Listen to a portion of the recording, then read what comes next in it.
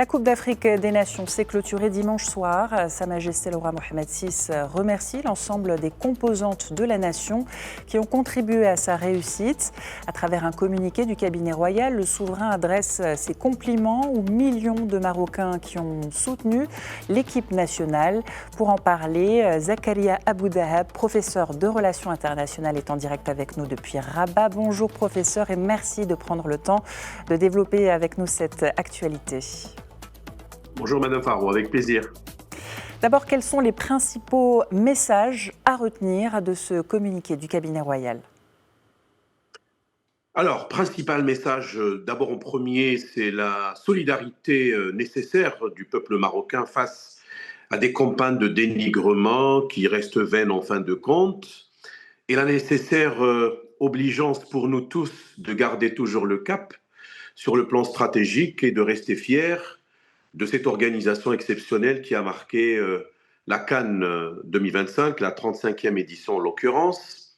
Et par ailleurs, toujours dans ce registre-là, la nécessité de s'élever avec hauteur, mais également avec transcendance, pour voir l'essentiel au-dessous de toute chose, les chicaneries, mais également les tentatives vaines pour affecter l'image, la très bonne image que le Maroc a véhiculée tout le long de ce mois où on a vu des scènes de liesse et également des scènes de solidarité. Moi, je pense, Sa Majesté recadre les choses. Il aurait fallu aussi que les tensions s'apaisent, comme cela est venu dans le communiqué du cabinet royal, mais également c'est aujourd'hui le temps de la réflexion prospective.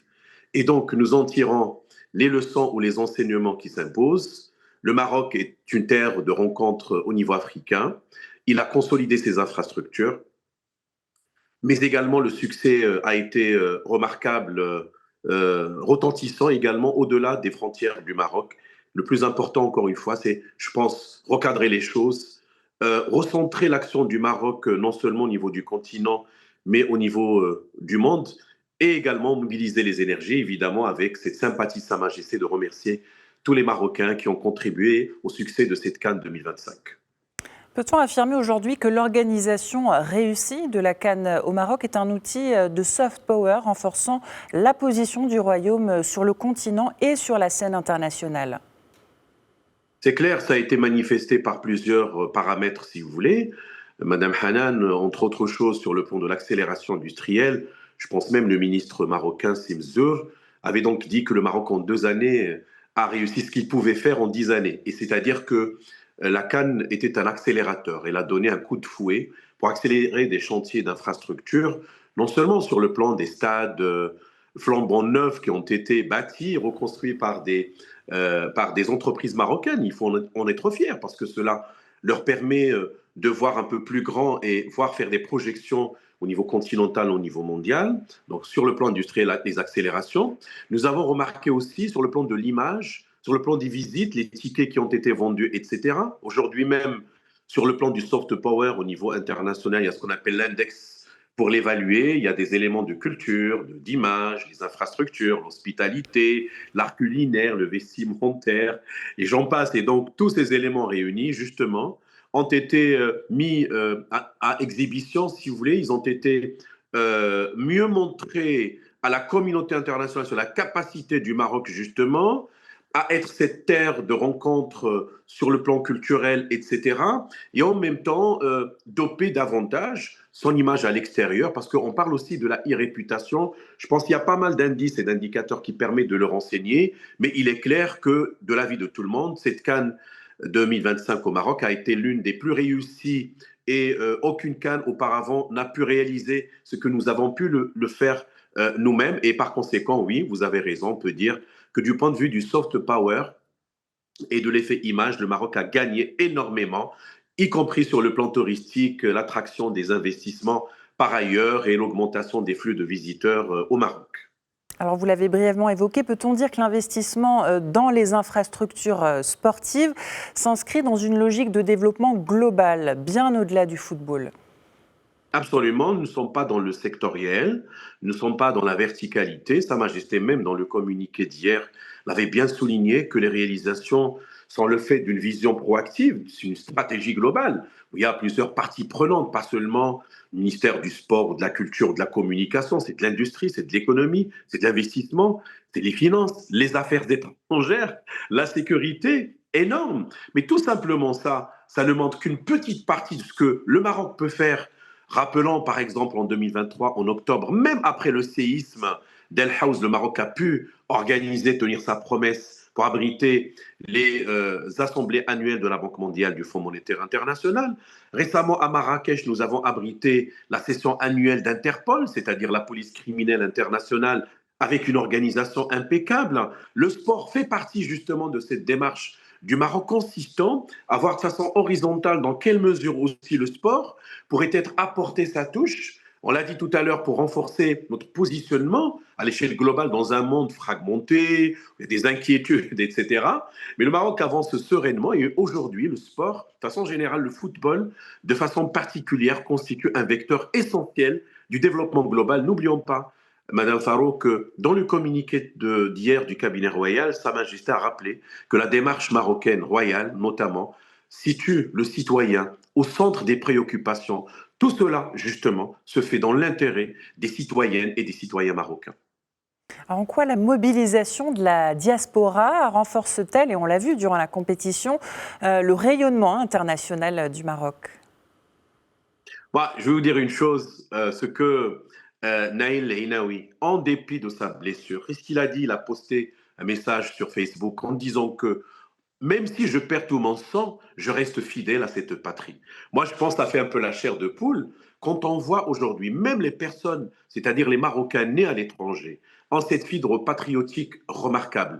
Ils sont mobilisables et ont des attaches avec leur pays respectif, avec leur pays, le Maroc évidemment. Et moi, là, je mets l'accent sur l'éducation qu'ils ont reçue. Et ça permet aussi d'être fier ou d'apprécier le rôle joué par les instances que le Maroc a créé, engendré sur initiative royale, que ce soit par feu le roi Hassan II, que ce soit par Sa Majesté le roi Mohamed VI, que ce soit le Conseil de la communauté marocaine à l'étranger, que ce soit les autres institutions, Fondation Hassan II.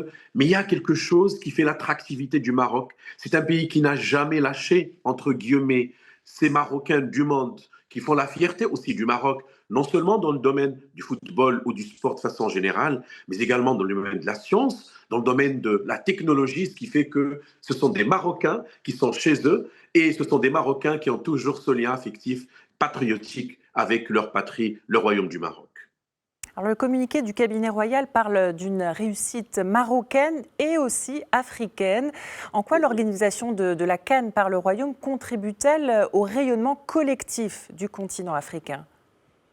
Justement, c'est cela le message le plus important, c'est que ceux qui orchestrent des campagnes de dénigrement, qui sèment la division, doutent justement des capacités du continent africain de prendre son envol. N'oublions pas que Sa Majesté a développé depuis longtemps le paradigme de l'appropriation, l'Afrique pour les Africains, faire confiance dans les jeunes, dans nos capacités d'engager un développement global, entretenu, durable. Malheureusement, il y a les sceptiques, mais il y a ceux encore une fois, qui sèment la zizanie parce qu'ils sont incapables de contribuer à l'édification d'une civilisation appropriée par les Africains et par conséquent mettent des bâtons dans les roues, entre guillemets. Cela ne va pas évidemment dissuader le Maroc dans sa marche continue, irrésistible vers le progrès.